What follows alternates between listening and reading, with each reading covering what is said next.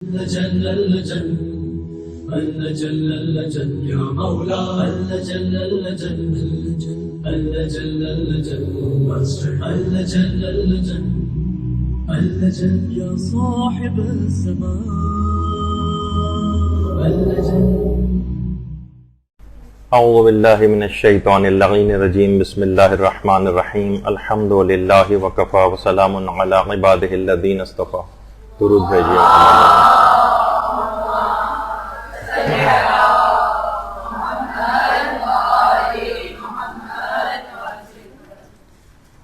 بہترین نماز کیسے پڑھیں، اس سلسلے کا درس نمبر 35. مستحب نمازوں کے فقہی احکام جاری تھے اور بہت اہم مستحب نمازیں کہ جن کا عام طور پر زندگی میں جن سے بہت زیادہ واسطہ پڑتا ہے ان کا آج سے ذکر شروع کر رہے ہیں. نوافل یومیہ پر تو ہماری پچھلی نشست ہو چکی ہے.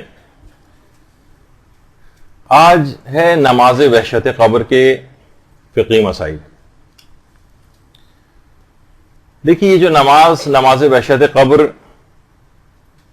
یہ عام طور پر مستحب نمازوں کے اندر علماء اس کو لکھتے ہیں، اور یہ نماز 3 ناموں سے مشہور ہے: صلاۃ الہدیہ، صلاۃ لیلۃ الدفن اور صلاۃ الوحشہ کے نام سے. یعنی نماز ہدیہ بھی کہلاتی ہے یہ، اور نماز لیلۃ الدفن بھی کہلاتی ہے، اور نماز وحشت بھی کہلاتی ہے. دماغ میں ایک سوال یہ آتا ہے کہ وحشت قبر سے کیا مراد ہے؟ ایک بات مشہور ہے کہ بہت سے ایسے افراد کی بھی نماز وحشت قبر پڑھی جاتی ہے کہ جو اپنی زندگی میں خود نمازوں سے بہت وحشت کیا کرتے تھے اور پڑھتے ہی نہیں تھے. 70 80 سال کی نمازیں اکثر لوگ آ کر پوچھتے ہیں، پھر 1 سال کی ان کے لواحقین پڑھوا دیتے ہیں. تو وحشت قبر اصل میں دیکھیے، کسی بھی نئی جگہ جب بھی انسان جاتا ہے اور اس جگہ سے مانوس نہیں ہوتا ہے تو اسے وہاں پر ایک وحشت تو ہوتی ہے. ایک کسی وسیع و عریض اگر محل کے اندر بھی آپ کو لے جایا جائے تو وہاں پر بھی ایک انسان ایک نئی جگہ پر جا کر ایک وحشت کو محسوس کرتا. اور یہی وجہ ہے کہ روایات میں قبر کی 3 چیزوں سے بہت ڈرایا گیا ہے: قبر کی تنگی سے، تاریکی سے اور تنہائی سے. تنگی، تاریکی اور تنہائی، اس سے انسان کو وحشت ہوتی ہے. جیسے اندھیرے سے انسان وحشت کرتا ہے، کسی تنگ جگہ میں انسان وحشت کرتا ہے.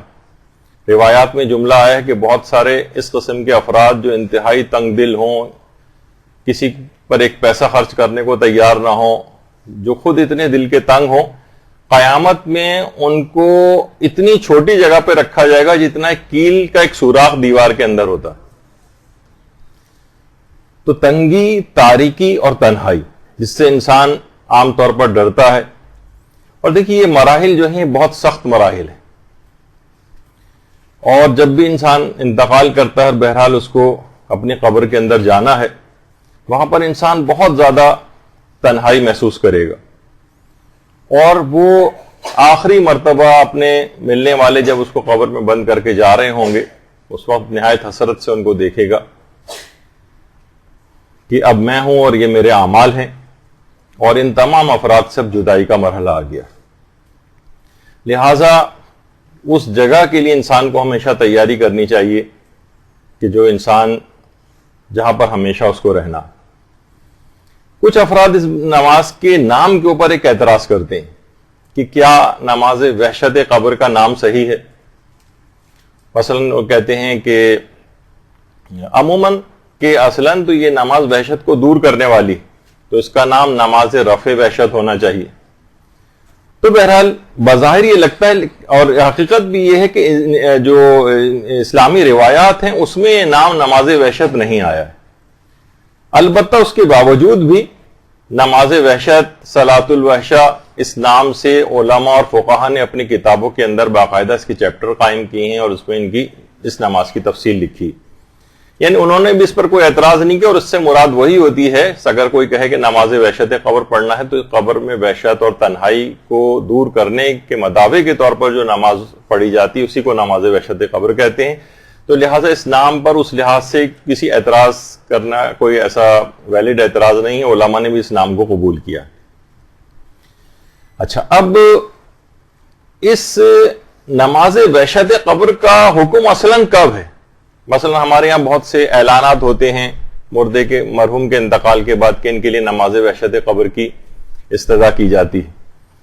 اصلاً روایت کے اندر یہ چیز دوسرے مرحلے کے اوپر آئی ہے، جس کا اور پہلی چیز جو آئی ہے جو کہ اصل حکم ہے وہ لوگوں کے اندر اتنا زیادہ مشہور نہیں، لوگ پھر بھی عام طور پر کرتے ہیں، اور وہ ہے پیغمبر اسلام ختمی مرتبہ صلی اللہ علیہ وآلہ وسلم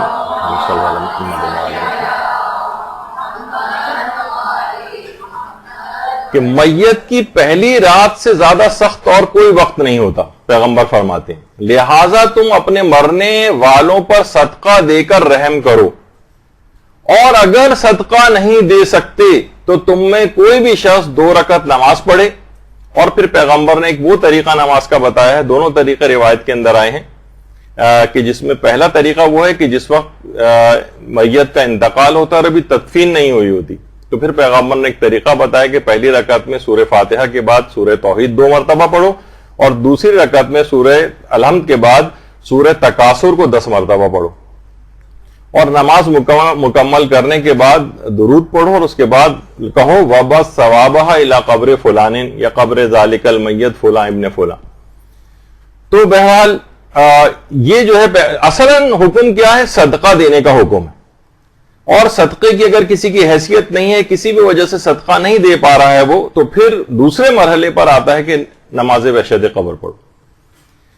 تو صدقہ، دیکھیے صدقے کے متعلق اگر آپ روایات کا مطالعہ کریں تو مرنے سے لے کر اور بہت بعد تک پیغمبر فرماتے ہیں صدقے کے ذریعے اپنے مردوں پر رحم کرو، یہ صدقہ اللہ کے غضب کی آگ کو ٹھنڈا کرتا ہے، یہ قبر کے اندر قبر کی گرمی کو ٹھنڈا کرتا ہے، قیامت کی آگ میں بھی صدقہ جو ہے وہ سائبان بن جائے گا. اور کتنی روایت اس سلسلے میں آئی ہیں، میزان عمل سے اس کو بھاری کرو، صدقہ دینے والے پولے صراط کی طرح سے بجلی کی طرح سے پولے صراط سے گزر جائیں گے، اور جہنم کی آگ کے مقابلے میں ڈھال بھی بن جائے گا. تو صدقہ ہر مرحلے اور ہر موقع پر کام آئے گا. تو سب سے پہلا اور اولین چیز یہ ہے کہ انتقال کے بعد میت کے لیے صدقہ دیا جائے. ہاں، صدقہ بھی دے دیا جائے، نماز وحشت بھی قبر بھی پڑھ لی جائے تو بہت ہی زیادہ ثواب اور زیادہ بڑھتا چلا جائے گا. لیکن اصلاً جو چیز لوگ بھول گئے ہیں وہ ہے صدقہ دینا. تو صدقہ دینا اس کا اتنا زیادہ ثواب ہے کہ روایت کے اندر یہ چیز آئی ہے کہ ہمارے چھٹے امام جعفر صادق علیہ السلام فرماتے ہیں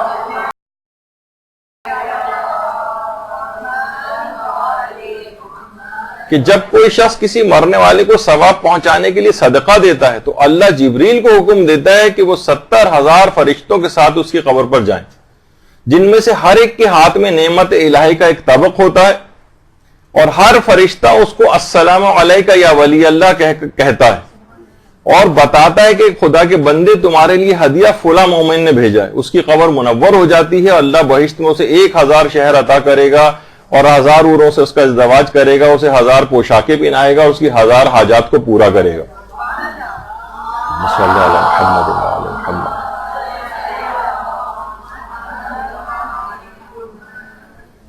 تو آپ نے دیکھا کہ بہرحال کتنا زیادہ اس کا ثواب ہے، کتنا زیادہ صدقہ دینے کا. اور صرف اس کی حد تک ہی معاملہ نہیں ہے، بلکہ ابھی نماز وحشت قبر کا تو خاص طریقہ وغیرہ آپ اس میں دیکھیں گی اور سنیں گی. اصلاً یہ ہے کہ جو عام کوئی سی بھی 2 رکعت نماز مستحبی ہے اس کا بھی بہت زیادہ ثواب ہے. مثلا فجر کے طریقے سے اگر آپ 2 رکعت نماز مستحب اگر کوئی شخص جو ہے وہ پڑھ لے بالکل عام فجر کے طریقے سے، اور میت کو ثواب ہدیہ کر دے تو اس کا بھی بہت زیادہ ثواب ہے. نماز وحشت قبر کا ثواب الگ ہے، اور اس طرح کی نماز جو کہ میت کو ہدیہ کی جاتی ہے اس کا ثواب الگ. روایت میں یہ چیز آئی ہے کہ پیغمبر اسلام کا ایک قبر کے پاس سے گزر ہوا اللہم صلی علی محمد وآل محمد. اور ابھی گزشتہ مردے کو دفن کیا گیا تھا اس قبر میں، اور وہ رسا اس پر رو رہے تھے، تو پیغمبر نے فرمایا تمہاری مختصر سی 2 رکعت نماز جسے تم بہت حقیر سمجھتے ہو، اس قبر والے کے لیے تمہاری تمام دولت سے بہتر. یعنی حقیقتاً اس کو اتنا زیادہ اس کا بینیفٹ ہے مردے کے لیے کہ ہم تو بہت معمولی چیز سمجھتے ہیں نا، 2 رکعت نماز فجر کے طریقے سے پڑھ کے، اس کے لیے بہت بڑی بات ہے. تو عام 2 رکعت نماز پڑھنے کا بھی بہت زیادہ ثواب ہے. اور صرف یہی نہیں، یعنی نمازیں اس لحاظ سے اگر آپ دیکھیں کہ نماز وحشت قبر کی فضیلت کے عنوان سے اگر اس کو دیکھیں کہ مرحوم کو تو فائدہ ہوتا ہی ہے. یعنی کیا فائدہ ہوتا ہے کہ پروردگار 1000 فرشتے اس کی قبر پہ بھیجتا ہے، میت کی قبر کو سور پھونکے جانے تک کشادہ کرتے رہتے ہیں. اور صرف یہی نہیں بلکہ جو پڑھنے والا ہے، روایت میں آپ کے جو سامنے ہے کہ نماز پڑھنے والے کو ان تمام چیزوں کے برابر اجر ملتا ہے جن پر سورج طلوع ہوتا ہے، اور اس کے 40 درجات اس نماز پڑھنے کی وجہ سے بلند کر دیے جاتے ہیں. اللہم صلی علی محمد. یعنی سوچیں کہ سورج طلوع دنیا میں جن چیزوں پہ ہوتا ہے اس کا کوئی حد اور شمار ہے؟ کروڑوں اربوں کھربوں، یعنی وہ کسی گنتی میں نہیں آ سکتی. اتنا ثواب اس کے نامہ اعمال میں لکھ دیا جاتا ہے اور اس کے 40 درجات بلند کر دیے جاتے ہیں. تو اچھا، اب نماز وحشت قبر جب انسان پڑھتا ہے تو ہوتا کیا ہے؟ یہی آپ نے سنا کہ فرشتے اس کی قبر میں آتے ہیں لباس لے کر اور اسی قبر کو مسلسل کشادہ کرتے رہتے ہیں. وحشت جو تنہائی ایک دور ہوتی ہے اور وہ تنگی جو تھی وہ بھی دور ہوتی جاتی ہے، مسلسل اسی قبر فراخ ہوتی چلی جاتی. اور 1-2 نہیں بلکہ 1000 فرشتوں کو پروردگار عالم بھیجتا. تو مرحوم کے لیے بہت زیادہ اس نماز میں فائدہ ہے. یہی وجہ ہے کہ ہمارے علماء میں مرزا حسین نوری کتنے زیادہ، جن کی بہت بڑے محدث تھے اور ان کی کتاب دارالسلام وہ بہت مشہور ہے. اسی کتاب میں مرزا حسین نوری نے آخوند ملا فتح علی سلطان آبادی، جو کاظمین میں باقاعدہ درس دیا کرتے تھے اور بہت بڑے علماء اور مجتہدین میں ان کا شمار ہوتا تھا، ان کا ایک واقعہ نقل کیا ہے. آخوند ملا فتح علی سلطان آبادی یہ جو تھے اتنے بڑے عالم تھے کہ یہ شیخ عبد الکریم حائری کے بھی استاد تھے. یعنی جنہوں نے حوزہ علمیہ قوم قائم کیا ہے، شیخ عبد الکریم حائری. آج یہ جو علمی بہار آپ کو نظر آ رہی ہے قوم میں، اس کے مؤسس اور بانی یہی ہیں شیخ عبد الکریم حائری. ان کے بھی استاد تھے آخوند ملا فتح علی سلطان آبادی، اور شیخ عبد الکریم حائری کے بھی استاد تھے یہ، اور یہ مرزا حسین نوری کے بھی استاد تھے. اور روضہ امیر المومنین علیہ الصلوۃ والسلام میں، اللہم صلی علی محمد وآل محمد،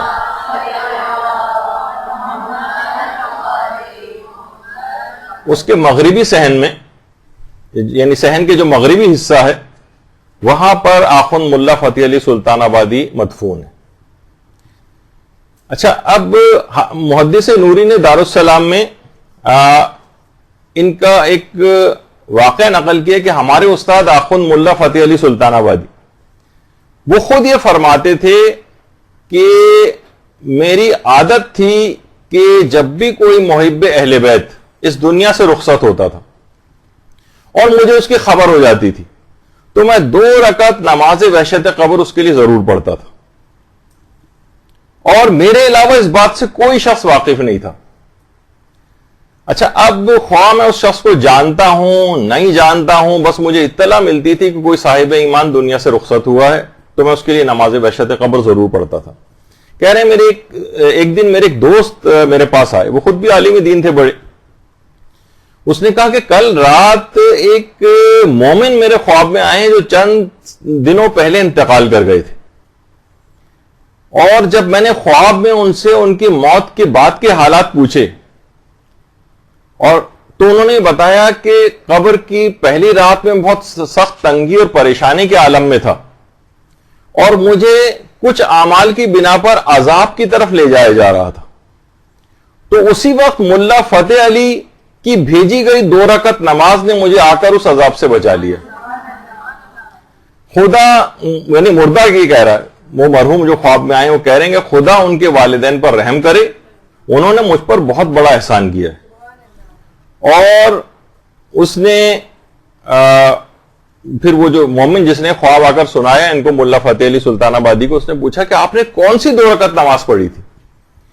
تو انہوں نے فرمایا کہ میں نے 2 رکعت نماز وحشت قبر پڑھی تھی، اور اس کے بعد ان کو 2 رکعت نماز وحشت قبر کا طریقہ بھی دوبارہ بتایا۔ تو اس کتاب کے اندر محدث نوری نے باقاعدہ اس واقعے کو نقل کیا۔ اور ایک چیز ہے جس میں بہت متذبذب تھا کہ میں اس چیز کو بتاؤں کہ بہت سی چیزیں پرسنل ایکسپیرینسز بھی ہوتی ہیں، اور دماغ میں یہ بھی آتا ہے کہ کہیں خود ستائی اور اس طرح کا کوئی دنیاوی خیال دماغ میں نہ آنے لگے سننے والوں کو کہ یہ کوئی اپنی معاذ اللہ بڑائی بیان کر رہے ہیں، کیا کر رہے ہیں۔ لیکن خود میرا بھی ایک ایکسپیرینس اس طرح کا کہ کافی سالوں پہلے ایک دفعہ ہمارے ایک رشتہ دار کا انتقال ہوا تھا، تو میں نے ان کے لیے نماز وحشت قبر پڑھی تھی۔ 1-2 روز بعد ہی میں نے خود، میرا ذاتی ایکسپیرینس ہے، حالانکہ مجھے اتنے خواب یاد رہتے نہیں ہیں، لیکن وہ خواب ابھی تک مجھے یاد ہے۔ یہ تقریباً آج سے شاید 15-20 سال ہو گئے ہوں گے، اس سے پہلے کی بات ہے۔ تو خواب میں وہ آئے اور حد سے زیادہ یعنی مجھ سے جو ہے وہ اس کا اظہار کرنے لگے، خوشی کا اظہار کرنے لگے، گلے لگ رہے ہیں، اور بار بار مجھ سے کہہ رہے ہیں کہ تمہاری 2 رکعت نماز جو وحشت قبر تھی اس نے مجھے بہت فائدہ پہنچایا۔ تو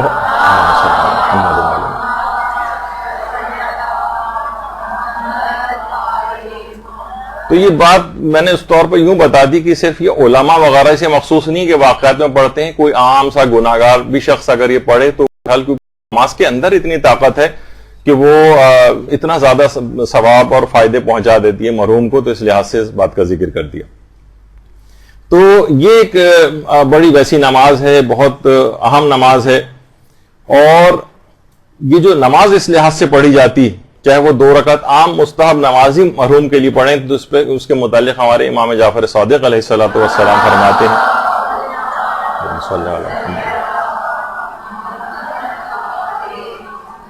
امام فرماتے تھے کہ میں ہر رات 2 رکعت نماز اپنے بیٹے کے لیے پڑھتا ہوں، غالباً اسماعیل کی طرف اشارہ جو امام کی اپنی زندگی میں جو انتقال کر گئے تھے، اور 2 رکعت نماز میں اپنے والدین کے لیے ہر رات میں پڑھتا ہوں۔ اور اس میں امام نے طریقہ بھی بتایا کہ فرمایا کہ پہلی رکعت میں الحمد کے بعد سورہ قدر پڑھتا ہوں، اور دوسری رکعت میں سورہ الحمد کے بعد سورہ کوثر کی تلاوت کرتا ہوں۔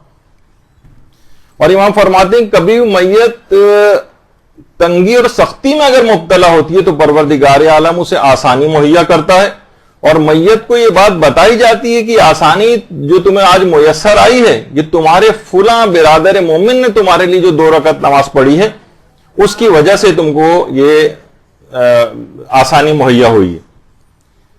تو راوی نے کہا کہ مولا کیا ہم ایک ہی نماز میں بہت سارے مومنین کو، یہ 2 مومنین کو شامل کر سکتے ہیں؟ امام نے فرمایا کہ ہاں، یہ جو نماز ہے، یہ جو عام 2 رکعت نماز، اس میں آپ چاہیں تو جتنے چاہیں مومنین کو آپ شامل کر سکتے ہیں، کہ مثلا پوری دنیا میں جتنے بھی آج مومنین کا انتقال ہوا میں ان سب کو ہدیہ کرتا ہوں۔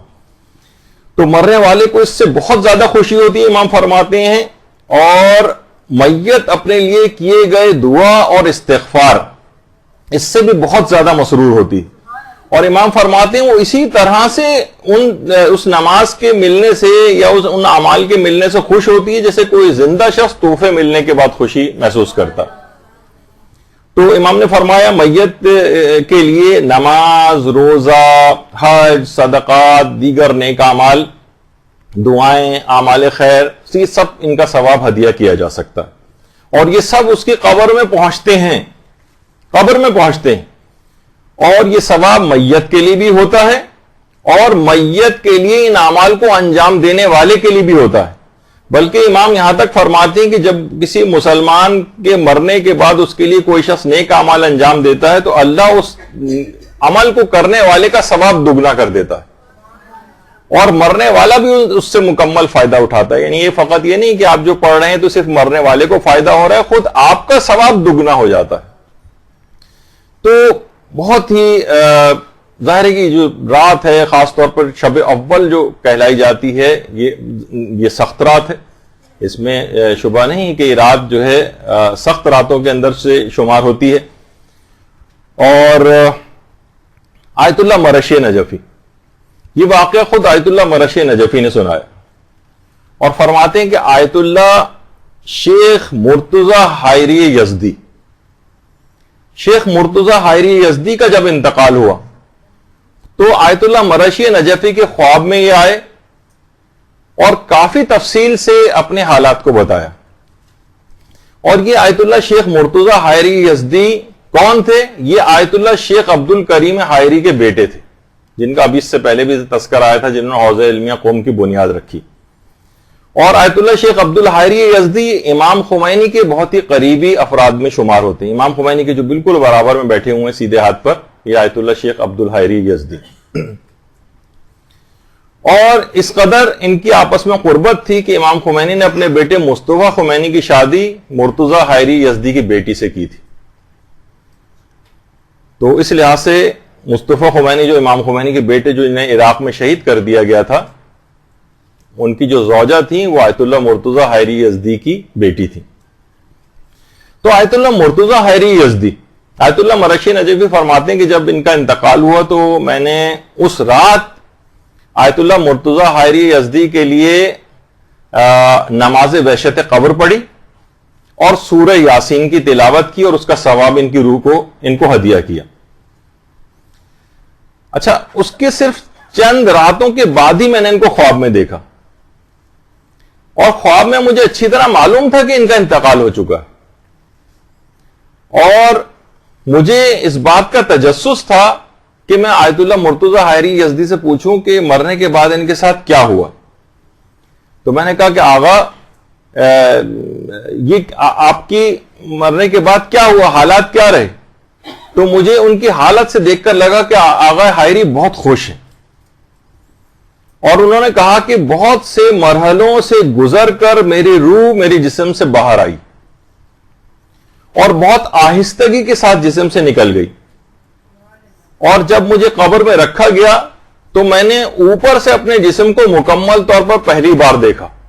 جب روح جسم سے الگ ہو جاتی ہے اور جسم پڑا رہ جاتا ہے تو روح اس کو دیکھتی، تو میں باہر سے مکمل طور پر اپنے جسم کو دیکھ رہا تھا. میں مبہوت ہو کر رہ گیا اور دل میں ایسی غمزدہ کیفیت طاری ہوئی کہ میں قبر کے کونے میں غمزدہ بیٹھ گیا. قبر کی پائنتی کے پاس سے اچانک سے مجھے کچھ خوفناک آوازیں آنا شروع ہوئیں. بڑا تفصیلی خواب آیت اللہ مرشی نجفی نے ذکر کیا. بہت خوفناک آوازیں آنے لگیں، بہت نامانوس آوازیں تھیں. میں نے اس سے پہلے کبھی اس طرح کی رونگٹے کھڑے کر دینے والی آوازوں کو نہیں سنا تھا. اچھا، جو مجھے دفن کر رہے تھے ان میں سے کسی کو کوئی خبر نہیں تھی کہ یہ کیا کیسی آوازیں آ رہی. وہ اپنے کاموں میں لگے ہوئے تھے تدفین میں. تو میں نے دیکھا کہ ایک ویران اور بیابان سی کسی جگہ سے دو افراد آتے ہوئے نظر آ رہے ہیں جن کے جسم آگ کے بنے ہوئے ہیں، اور آنکھوں سے شعلے اس طرح سے نکل رہے ہیں کہ میں ان کے چہرے کی بھی شناخت نہیں کر پا رہا تھا. دونوں آپس میں بات چیت کر رہے تھے اور میری طرف اشارہ کر کے جیسے میرے متعلق کچھ بات کر رہے ہیں. میرا خوف بڑھتا ہی جا رہا تھا. میں چیخنا چاہتا تھا لیکن آواز میرے حلق سے نہیں نکل رہی تھی، یعنی صرف میرا منہ کھل رہا تھا اور بند ہو رہا تھا لیکن آواز نہیں نکل رہی تھی. میں زمین پر سہما ہوا لیٹا ہوا تھا، انتہائی خوفزدہ تھا. میں نے پوری قوت مجتمع کر کے بہرحال اپنے پروردگار کو پکارا، پروردگارا میری مدد فرما، اس موقع پر کون ہے جو تو تیرے علاوہ میری مدد کر سکے. اور اچانک اسی وقت مجھے اپنے پیچھے سے ایک انتہائی دل نواز، انتہائی روح پرور اور خوبصورت اور میٹھی آواز سنائی دی. میں نے مڑ کر دیکھا تو پیچھے کی طرف مجھے ایک روشنی سے نظر آئی. دونوں آگ کے بنے ہوئے وہ جو اشخاص آ رہے تھے وہ اس روشنی کو دیکھ کر مجھ سے دور ہونا شروع ہو گئے، یہاں تک کہ دور ہوتے ہوتے اتنا دور چلے گئے کہ وہ بالکل غائب ہو گئے. میں نے سکون کا سانس لیا تو دیکھا اس روشنی کے اندر سے ایک نورانی شخصیت باہر آئی.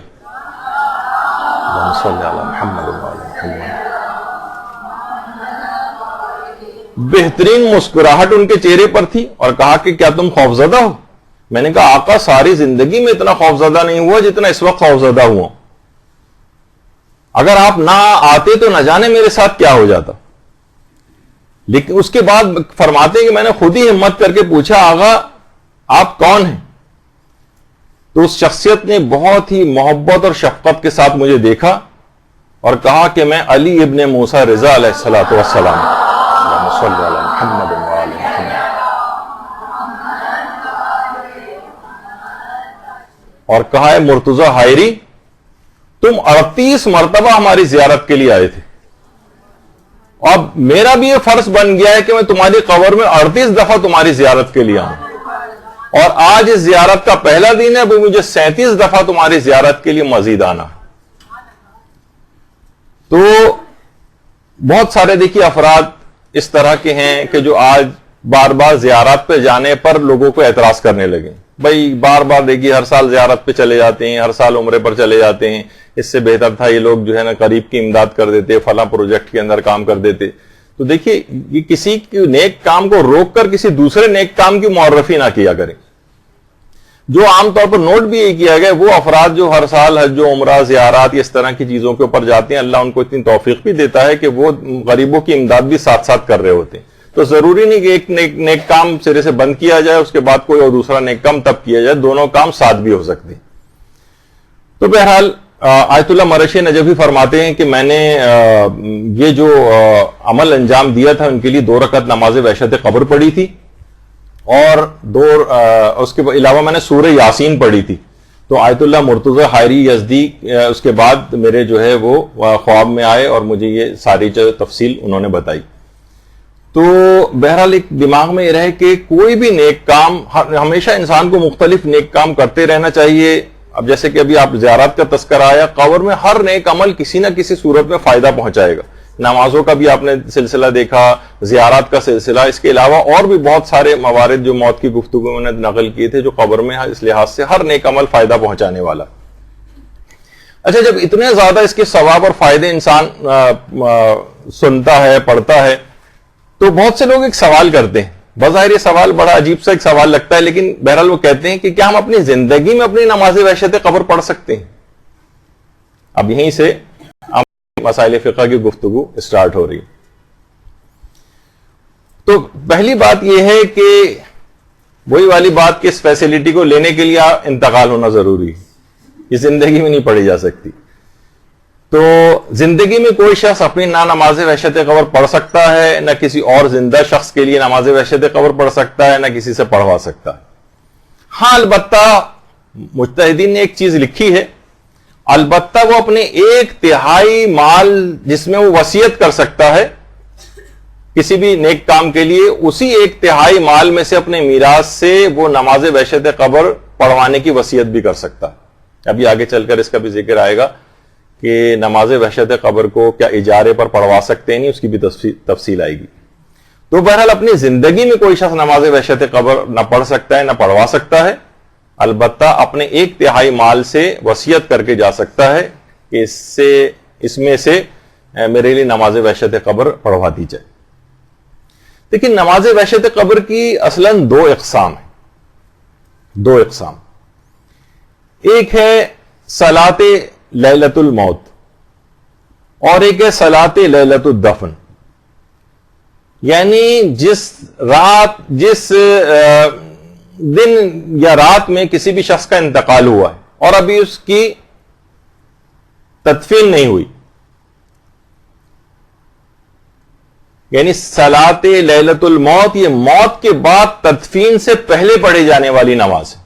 ابھی دفن نہیں ہوئے، بہت سے لوگوں کی تدفین میں تاخیر ہو جاتی، تو آپ نے دیکھا کہ اس کے بعد بھی میت کے ساتھ بہت سے مراحل ہوتے ہیں، وہ غمزدہ بھی ہوتی ہے، وحشت بھی کر رہی ہوتی ہے، تو اس وقت کے لیے بھی ایک نماز ہے، یعنی ابھی تدفین ہوئی نہیں ہے، صرف انتقال ہوا ہے، تو یہ صلاۃ لیلۃ الموت کہلاتی ہے۔ اور اس کا طریقہ کیا ہے؟ اس کا طریقہ وہی ہے جو اس سے پہلے آیا کہ پہلی رکعت میں سورہ الحمد کے بعد 2 مرتبہ سورہ توحید اور دوسری رکعت میں سورہ الحمد کے بعد 10 مرتبہ سورہ تکاثر پڑھی جائے۔ یہ ان افراد کے لیے نماز ہے کہ جن کی ابھی تدفین میں کچھ تاخیر ہے، تدفین ابھی نہیں ہوئی ہے، آئندہ کسی وقت ہوگی، کل ہوگی یا اس طرح سے، تو اس وقت کے لیے جو نماز وحشت قبر پڑھی جاتی ہے اس کا طریقہ یہ ہے، اور اصلاً یہ صلاۃ لیلۃ الموت کہلائی جاتی ہے۔ تو ایک تو ہو گئی یہ نماز، دوسری نماز ہے صلاۃ لیلۃ الدفن، یعنی یہ تدفین کے بعد پڑھی جاتی، جب انتقال کے بعد تدفین ہو جائے اس کے بعد یہ نماز پڑھی جائے گی۔ اچھا، تدفین کے بعد، اور اس کا طریقہ کار کیا ہے؟ اس کا طریقہ کار وہی ہے جو سب سے زیادہ مشہور ہے کہ پہلی رکعت میں الحمد کے بعد آیت الکرسی پڑھی جائے گی، اور دوسری رکعت میں الحمد کے بعد 10 مرتبہ سورہ قدر پڑھی جائے گی، اور اس کے بعد ایک دعا پڑھی جاتی۔ یہ ہے تدفین کے بعد والی نماز۔ عام طور پہ لوگ بہت پریشان ہوتے ہیں کہ ابھی تو تدفین نہیں ہوئی، تو ان کو پہلا طریقہ، اور تدفین کے بعد جو پڑھی جاتی ہے اس کے لیے دوسرا طریقہ۔ اچھا، اب ایک سوال بھی آتا ہے کہ زیادہ بہتر یہ ہے کہ یہ دونوں نمازیں ہی پڑھ لی جائیں۔ زیادہ بہتر یہ ہے کہ پہلے طریقے سے بھی پڑھ لی جائے تدفین سے پہلے، اور دوسرے طریقے سے بھی پڑھ لی جائے تدفین کے بعد۔ ضروری نہیں کہ ان میں سے صرف جو سب سے زیادہ رائج ہے ہمارے یہاں تدفین کے بعد والی ہے، لیکن اس سے پہلے والی نماز سے لوگ بالکل واقف نہیں ہیں، وہ بھی روایات کے اندر اسی طرح سے بیان ہوئی ہے، تو اس کی بھی بہت فضیلت اور اہمیت ہے جس کو نہیں کھونا چاہیے۔ اچھا، اب نماز وحشت قبر کے اندر جو سورے پڑھے جاتے ہیں، جیسے کہ ابھی آپ نے دیکھا، اس میں ایک تو سوروں کے علاوہ آیت الکرسی پڑھی جاتی، آیت الکرسی، اور آیت الکرسی کا بھی اس سے پہلے آپ نے ابھی روایت کا ایک تو فائدہ سنا کہ کس طرح سے فرشتے آتے ہیں اور ہر ایک کے ہاتھ میں جو ثواب ہوتا ہے، لباس ہوتا ہے، اس کے قبر کو کشادہ کرتے ہیں۔ لیکن یہ جو آیت الکرسی، یہ عام زندگی میں بھی مومن مرحوم کے لیے اگر پڑھی جائے تو اللہ، اور اس کا ثواب اہل قبور کو کوئی شخص ہدیہ کر دے تو اللہ اس کے ہر حرف کے بدلے ایک فرشتہ خلق فرماتا ہے جو قیامت تک اس کے لیے تسبیح کرتا رہتا ہے۔ تو بہت زیادہ اللہم صلی علی محمد وعلی محمد، تو پیغمبر اسلام نے بہت ہی عظیم ثواب یہ جو ہے اس کا ذکر کیا۔ اور اس کے علاوہ جیسے کہ اس کے متعلق اس کی ملتی ہیں چیزیں کہ آیت الکرسی، یہ سید القرآن بھی اس کو کہا جاتا ہے، اور قرآن کا بلند ترین نقطہ یہ ہے، اور پیغمبر اسلام آیت الکرسی کی تلاوت کے وقت مسکراتے رہتے تھے۔ پیغمبر کی ایک سیرت تھی کہ وہ مسکراتے تھے ہمیشہ آیت الکرسی کی تلاوت کے وقت۔ اور یرقان کی بیماری کا علاج بھی اس کے اندر ہے، جس جگہ جس گھر میں بھی اسے پڑھا جاتا ہے شیطان 3 روز تک اس گھر میں قریب بھی نہیں آتا، یعنی اب وہاں نہ لڑائی جھگڑے ہوں گے، نہ کوئی فتنہ و فساد ہوگا، یعنی اگر آیت الکرسی اس انداز سے پڑھی جائے۔ وضو کے بعد اگر اسے پڑھے گا تو روایت میں 5ویں امام کی 40 سال کی عبادت کا ثواب اسے دیا جائے گا، اور 70 بار اگر کوئی شخص تلاوت کر لے اس کو تو معالج کی دوا کی محتاجی ختم ہو جائے گی، یعنی بیماری نہیں پڑے گا تو دوا کی ضرورت نہیں پیش آئے گی، اور گھر سے باہر نکلتے وقت اگر اس کو پڑھے گا تو تمام مقاصد میں کامیاب ہو کر لوٹے گا۔ تو بہت زیادہ اس آیت الکرسی کا عمومی زندگی میں بھی جو ہے وہ ثواب ہے، جس کو ہمیں اس کو مسلسل پڑھتے رہنا چاہیے، صرف یعنی نماز کی حد تک نہیں کہ ہم نماز وحشت قبر کی حد تک اس کو، بلکہ ہر نماز کے بعد بھی پیغمبر نے امیر المومنین علیہ الصلوۃ والسلام سے جملات ارشاد فرمائے ہیں کہ اے علی، ہر نماز کے بعد آیت الکرسی کی تلاوت نماز کی قبولیت کا باعث ہے، اس کی تلاوت کرنے والا اللہ کی امان میں رہتا ہے اور اللہ اس کی مسلسل حفاظت کرتا ہے۔ تو اس لحاظ سے یہ بہت بہترین، اس کو نمازوں کے بعد بھی پڑھنا چاہیے۔ آپ نے دیکھا وضو کے بعد بھی اس کو پڑھنے کا حکم ہے، نماز کے بعد بھی حکم ہے، نمازوں کے دوران بھی پڑھنے کا، جیسے نماز وحشت قبر کے اندر۔ اور روایتوں کے اندر یہ بھی بات آئی کہ کسی نے سوتے وقت اس کو پڑھ لیا اور ہر نماز کے بعد تلاوت کی تو فالج ہونے سے اور سانپ بچھو جیسے جانوروں سے، یعنی موذی جانوروں سے بھی یہ شخص محفوظ رہے گا۔ اس میں موذی جانوروں کے اندر عام طور پر کچھ جراثیم بھی شامل ہو جاتے ہیں، یعنی اس قسم کی بیماریوں سے بھی آج کل جیسے ڈینگی اور پتہ نہیں کون کون سے جو امراض ہو گئے سخت والے بھی جو جراثیم کے ذریعے ہوتے ہیں، ان سے بھی انسان کی حفاظت رہتی۔ اچھا، اور اس کے علاوہ ہر نماز کے بعد آیت الکرسی کی تلاوت یہ فقر و فاقے سے نجات دلاتی ہے، اس کا رزق وہاں سے ملتا ہے جہاں سے اس کو امید بھی نہیں ہوتی, اور صبح سویرے اگر گھر سے نکلتے ہوئے اس کو پڑھ لے گا اس آیت الکرسی کو, تو وہ تنگ دستی سے امان میں رہے گا. یعنی روزانہ لوگ کتنا اپنی جابس کے لیے, کاروبار کے لیے اور اس کے لیے نکلتے ہیں, تو یہ تمام مراحل سے بخیر و خوبی گزرے گا اور اس کے رزق میں بھی اضافہ ہوگا. اور اس کے علاوہ جس نے 100 مرتبہ آیت الکرسی پڑھ لی, پیغمبر فرماتے ہیں گویا اس شخص کی مانند ہے جس نے پوری زندگی اللہ کی عبادت میں گزاری. تو انسان باقاعدہ ایک تسبیح پوری آیت الکرسی کی اس انداز سے پڑھ سکتا. تو یہ اب دیکھیں, یہی آیت الکرسی آپ نماز وحشت قبر کے اندر پڑھنی ہے, اور جتنے ثواب آپ نے اب تک سنی یہ سارے نماز وحشت قبر کے اندر والی جو آیت الکرسی ہے اس کو پڑھنے سے یہی ثواب اور فائدے آپ کو ملیں گے. تو اس لحاظ سے نماز وحشت قبر کا آپ کو اہمیت کا احساس ہو رہا ہے. اور اس کے علاوہ اس کے بعد اگلی رکعت میں سورہ قدر پڑھی جاتی. سورہ قدر کی بھی دیکھیے کتنی منزلت ہے. اور سورہ قدر کو ایک بات اور بتا دیجئے کہ بہرحال بہت سے لوگ انگلیوں کے اوپر بھی یہ 10 کا عدد گن سکتے ہیں, اور تسبیح کے ذریعے بھی اس کو گنا جا سکتے ہیں. یعنی نماز کے دوران اگر تسبیح ہاتھ میں لے کے کوئی بھی ذکر پڑھنا ہو تو اس میں بھی کوئی حرج نہیں. اچھا, سورہ قدر کی جو شخص تلاوت کرتا ہے, ہمارے 5ویں امام محمد باقر علیہ الصلوۃ والسلام فرماتے ہیں, اور یہی یاد رہے کہ یہی سورہ قدر آپ کو اس کے اندر پڑھنی, اور ایک دفعہ نہیں پڑھنی, 10 دفعہ پڑھنی, کہ جو انا انزلناہ فی لیلۃ القدر کی تلاوت کرے, اور تلاوت کیا ہو تو اپنی آواز کو بلند کرے, تو وہ اس شخص کی مانند ہے جس نے اللہ کی راہ میں تلوار اٹھائی. اور جو اس سورے کی تلاوت آہستہ کرے تو اس شخص کی مانند ہے جو راہ خدا میں اپنے خون میں آلودہ ہوا. اور جو شخص سورہ قدر کو 10 مرتبہ پڑھے, اللہ اس کے 1000 گناہ کو مٹا دیتا.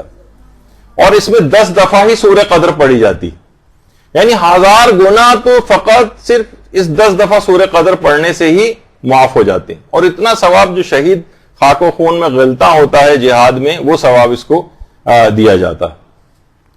اور جو شخص سورہ قدر کی تلاوت کرے گا, اللہ اس کو ماہ رمضان میں روزے رکھنے کا اور شب قدر میں جاگتے رہنے کا ثواب عطا کرے گا. تو اس کے اندر آپ 10 دفعہ پڑھ رہی ہیں. اور اس کے علاوہ پیشانی پر مومنین کی جو نور قیامت کے روز ظاہر ہوگا, اصلاً وہ نور سورہ قدر ہی کا نور ہوگا.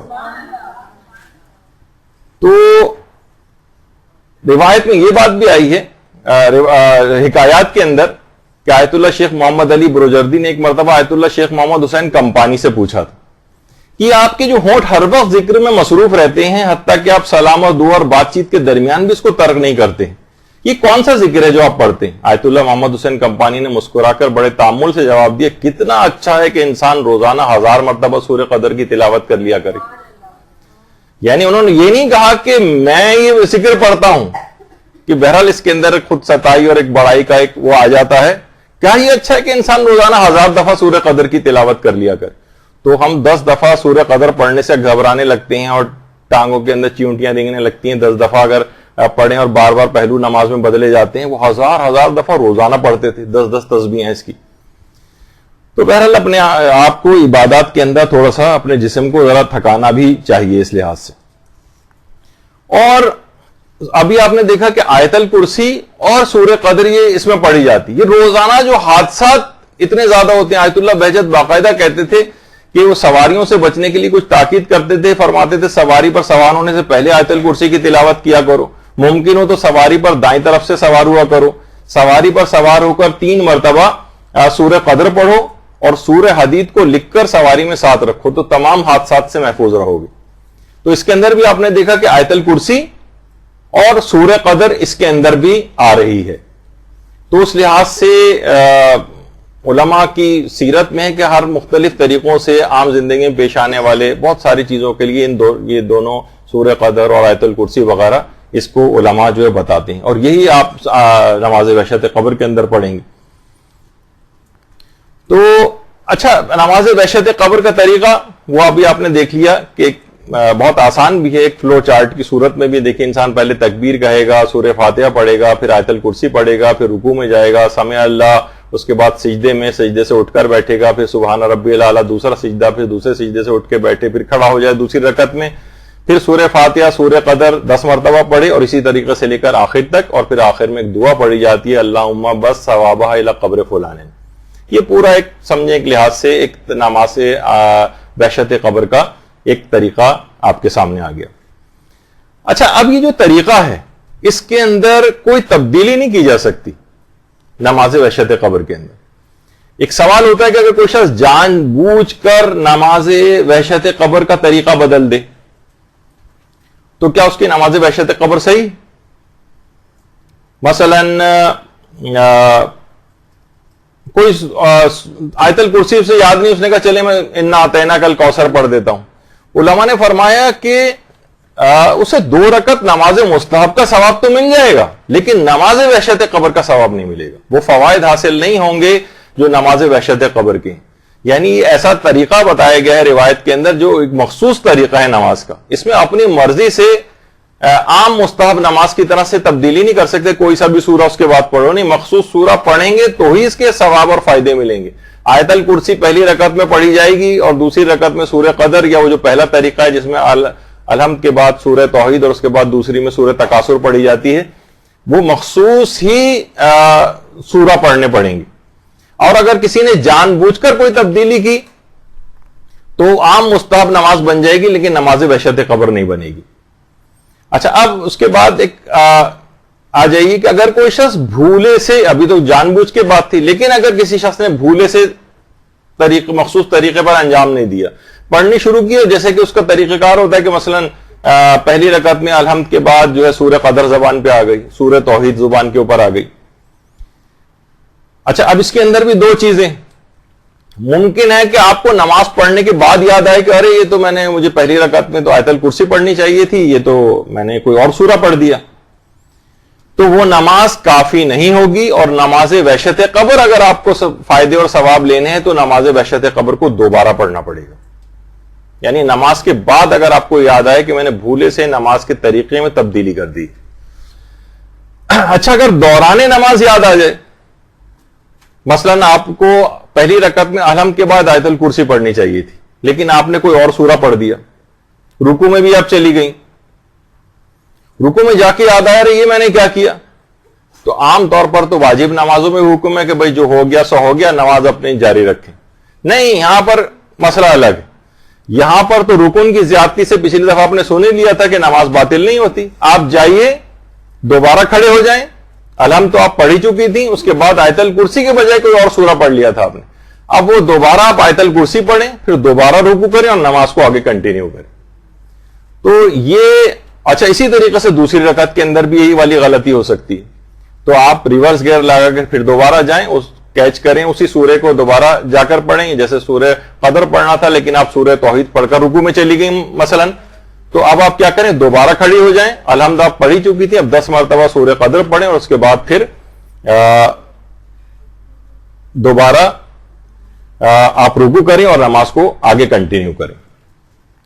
تو یہ ہے کہ اسلام اس کی طریقے کے اندر تبدیلی کو برداشت نہیں کرتا ہے. اگر نماز پڑھ چکی ہے پھر پتہ چلے کہ میرے طریقے میں نے غلطی کر دی تھی تو اس نماز کو دوبارہ پڑھنا پڑے گا اور دوران نماز اس کا تدارک کرنا پڑے گا اور پیچھے جا کر اس کو انجام دینا ہوگا جو چیز آپ بھول گئی ہیں. اچھا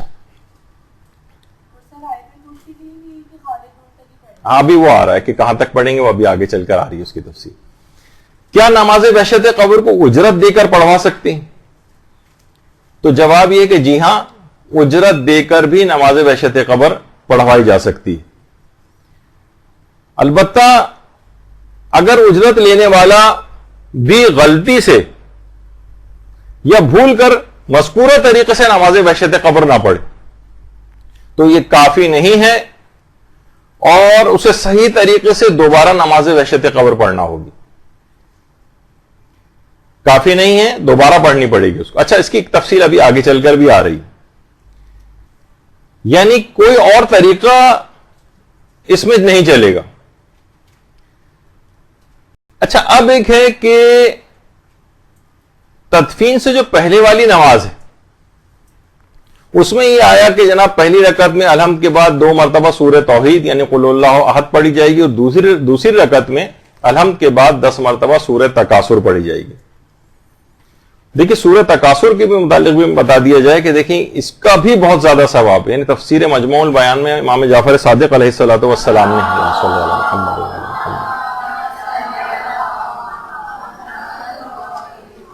کہ اگر کوئی شخص فرماتے ہیں کہ اس سورے کو اپنی واجب اور مستحب نمازوں میں پڑھتا ہے تو اس کو شہداء کی شہادت کا ثواب عطا کیا جاتا ہے، شہداء کی شہادت کا ثواب۔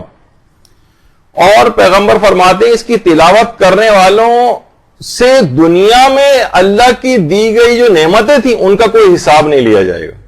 اگر کوئی شخص سورہ تکاثر کی تلاوت کرتا رہے تو اللہ اس سے دنیا کی نعمتوں کا حساب نہیں لے گا۔ اور ایک اور اس کا ثواب اور فائدہ یہ ہے کہ اس سورے کی تلاوت کرنے سے قرآن کی 1000 آیات کو پڑھنے کا ثواب ملتا ہے۔ اور اس کے اندر سوچیں 1000 آیات کا ثواب، اور اس کے اندر 10 مرتبہ سورہ تکاثر پڑھی جائے گی۔ 1000 کو پھر آپ 10 سے جو ہے وہ ضرب دیتی رہیں تو سوچیں کہ ثواب، اور عام زندگی کے اندر بھی سورہ تکاثر کو اس لحاظ سے پڑھنا چاہیے۔ اور ابھی جو اس سے پہلے سوال ہوا تھا کہ آیت الکرسی کہاں تک پڑھی جائے۔ اب دیکھیے آیت الکرسی ایک تو ہے وَهُوَ الْعَلِيُّ الْعَظِيمُ تک، اور ایک ہے ہم فیہا خالدون۔ دیکھیے اس کا نام آیت الکرسی ہے، آیات الکرسی نہیں۔ یعنی ایک بحث ہے علماء میں کہ آیت الکرسی کیا ایک ہی آیت ہے جیسے کہ آیت کے لفظ سے بھی ظاہر ہو رہا ہے، یا یہ 3 آیات ہیں؟ یعنی وَهُوَ الْعَلِيُّ الْعَظِيمُ تک جو کہ سورہ بقرہ کی آیت نمبر 255 ہے، ایک آیت ہے۔ اور اچھا اتنا اور بتا دیجئے کہ جو آیت الکرسی کا جو اس کا نام ہے نا، یہ پیغمبر اور ائمہ کے ادوار میں بھی اس آیت کا یہی نام تھا، آیت الکرسی۔ اور اس کے بھی بہت فائدے ہیں، روایت میں ہے کہ نمازوں کے بعد آیت الکرسی اگر آنکھوں پر ہاتھ رکھ کے پڑھی جائے تو آنکھوں کے امراض دور ہو جاتے ہیں، بینائی بہت قوی ہو جاتی ہے اس سے۔ اور کہا جاتا ہے کہ تمام باتوں کا سردار جو ہے وہ قرآن ہے، اور قرآن کا جو سردار ہے وہ سورہ بقرہ ہے، اور سورہ بقرہ کی جو سردار ہے وہ آیت الکرسی۔ اور باقاعدہ کچھ علماء تو ایسے ہیں کہ جنہوں نے پوری کتابیں آیت الکرسی کی فضیلت اور اس کے اسرار پر لکھی ہیں۔ ملا صدرہ نے لکھی ہے، ملا تقی فلسفی نے لکھی ہے، یعنی پوری کتابیں آیت الکرسی کے اوپر لکھی گئی۔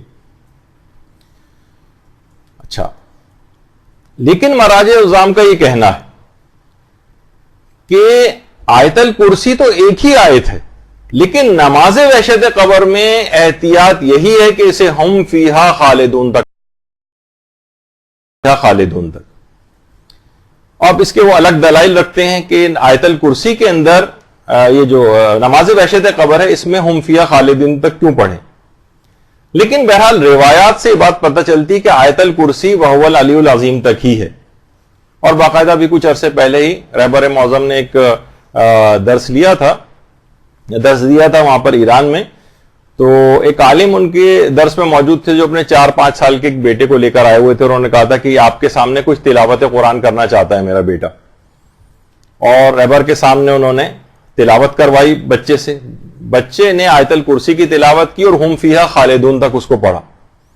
تو رہبر نے پہلے تو کافی تعریف کی بچے کی، اور بعد میں مزاح کے طور پر ایک بات کہی کہ شاید آپ آیات الکرسی کے معتقد ہیں نہ کہ آیت الکرسی کے۔ یعنی اشارہ یہ تھا کہ آیت الکرسی فقط ایک ہی آیت ہے جو کہ وَهُوَ الْعَلِيُّ الْعَظِيمُ تک ہے۔ البتہ نماز کے حد تک سارے خود رہبر بھی اور دیگر علماء کا تو نظریہ پہلے سے یہ ہے کہ اس کو احتیاط لازم یہ ہے کہ اس کو ہم فیہا خالدون تک ہی پڑھا جائے۔ اور بہت سی روایات سے بھی اس کی بات کا پتہ چلتا ہے کہ جیسے کہ روایت حضرت امیر المومنین علیہ الصلوۃ والسلام میں بھی ہے، اللہم صلی علی محمد وعلی محمد، کہ آیت الکرسی میں 50 کلمات ہیں اور ہر کلمے کے اندر ایک برکت ہے، اور اس لحاظ سے آیت الکرسی کو پڑھنے میں 50 برکتیں ملتی ہیں۔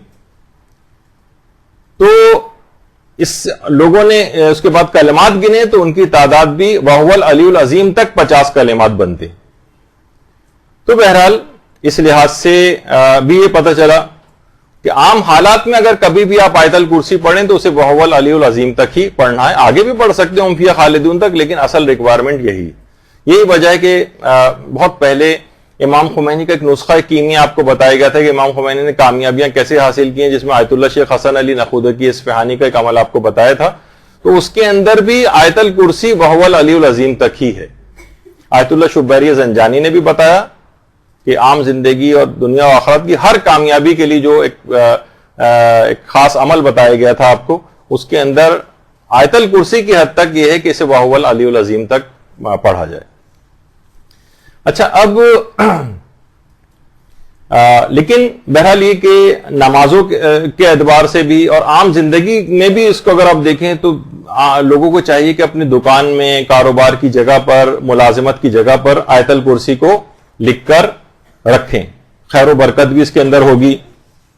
اور اگر کوئی شخص اس کو بہت زیادہ پڑھتا رہا تو اسے یہ توفیق ملے گی کہ مرنے سے پہلے بھی آیت الکرسی اس کی زبان پر آئے گی، اور آیت الکرسی اگر مرنے سے پہلے اس کی زبان پر آ جائے تو اس وقت تک نہیں مرے گا جب تک کہ جنت میں اپنا مقام نہ دیکھ لے۔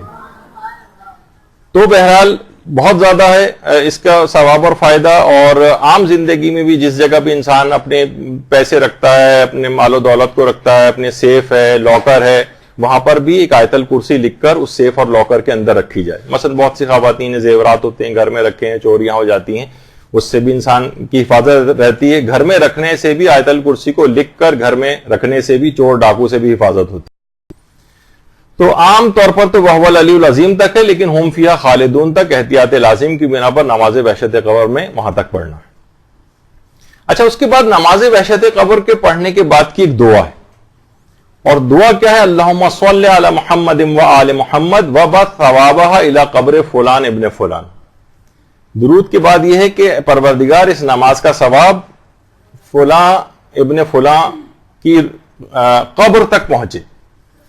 اچھا، یہاں پہ بھی علماء نے کہا کہ الی روح فلاں ابن فلاں نہیں ہے، الی قبر، یعنی قبر کے اندر یہ چیز پہنچتی، روح کی حد تک۔ روح ورنہ تو ہوتا ہے کہ ٹھیک ہے اس کی روح کو اس کا فائدہ ملے گا، نہیں، قبر کے اندر یہ چیز جاتی، قبر ہی کی تنگی، تاریکی، تنہائی، اس کو جتنے بھی چیزیں جو اس سے انسان اس کے گھبراتا ہے، وہ یہ قبر کے اندر پہنچے گی یہ نماز۔ تو اس کے الفاظ سے بھی یہ پتہ چلتا ہے۔ اچھا، بہت سے لوگ کہتے ہیں کہ کیا ہمیں تو عربی اتنی صحیح نہیں آتی، تو یہ نماز وحشت قبر کے بعد کی جو دعا ہے اس کو کیا عربی ہی میں پڑھنا ضروری ہے؟ تو اس کا جواب یہ کہ نہیں، اس کو عربی میں پڑھنا بہتر تو ہے لیکن ضروری نہیں۔ اردو کے اندر بھی پڑھ سکتے ہیں اور کہہ سکتے ہیں درود پڑھنے کے بعد مثلا آپ یہ کہیں کہ پروردگار اس نماز وحشت قبر کا ثواب فلاں مرحوم کو پہنچے۔ اچھا، پھر اس کے اندر یہ کہ یہ جو کہ فلاں ابن فلاں میں تو کیا اس کا نام لینا اور اس کے والد کا نام لینا کیا ضروری ہے؟ تو اس کا جواب ہے کہ نہیں، یہ نام لینا بھی کوئی ضروری نہیں، پتا ہو تو نام لے لیں اس کا، یعنی نام معلوم ہو تو نام لے لیں، والد کا نام معلوم ہو تو نام لے لیں، ورنہ دماغی اعتبار سے مشخص کرنا کافی۔ مثلا کوئی کہے کہ آج میں مثلا نماز جماعت کے لیے مسجد گیا تھا، جس مرحوم کی جو آج نماز جنازہ پڑھی گئی تھی اس کے بعد اسے تدفین کے لیے لے گئے تھے، اب رات کے 7-8 بج رہے ہیں، تو وہ اس مرحوم کے لیے میں یہ نماز وحشت قبر پڑھتا ہوں، تو اس لحاظ سے اتنا بھی کافی۔ یا میرے جو فلاں رشتہ دار یا فلاں مومن کا جہاں آج مسجد میں اعلان ہو رہا تھا، جن کے لیے اب مجھے ان کا نام یاد نہیں رہا، لیکن میں ان کے لیے مثلا یہ نماز وحشت قبر پڑھتا ہوں، یعنی اس کا نام لینا ضروری نہیں۔ حتیٰ کہ جو سورہ فاتحہ پڑھی جاتی ہے، حتیٰ کہ جو تلاوت قرآن کی جاتی ہے، اس کے میں بھی کہیں پہ بھی نام لینا ضروری نہیں۔ البتہ اگر والدین کے لیے نیک اعمال یہ سورہ فاتحہ یا وغیرہ جو پڑھی جاتی ہے، اس میں بہتر ہے کہ والدین کا نام لیا جائے۔ مثلا حقیقت یہ ہے کہ انسان جیسے اکثر بچوں سے بھی پوچھیں تو ان کو اپنے دادا کا نام نہیں پتا ہوتا، پردادا کا تو بہت ہی شاذ لوگوں کو پتا ہوتا ہے۔ تو بس دیکھا جائے تو ناموں کی حقیقت یہی ہے کہ انسان جن کے لیے اتنی محنتیں کرتا ہے، ایک نسل کے بعد تو لوگ اس کا نام بھی بھول جاتے ہیں۔ تو بہرحال اس جگہ کو یاد رکھنا چاہیے کہ جہاں ہمیشہ رہنا ہے۔ جی وہ ہاں، میں ابھی آ رہا ہوں، یہ سارے مرحلے وار اسی کے اوپر۔ تو فی الحال تو یہ ہے کہ نام لینا ضروری نہیں ہے۔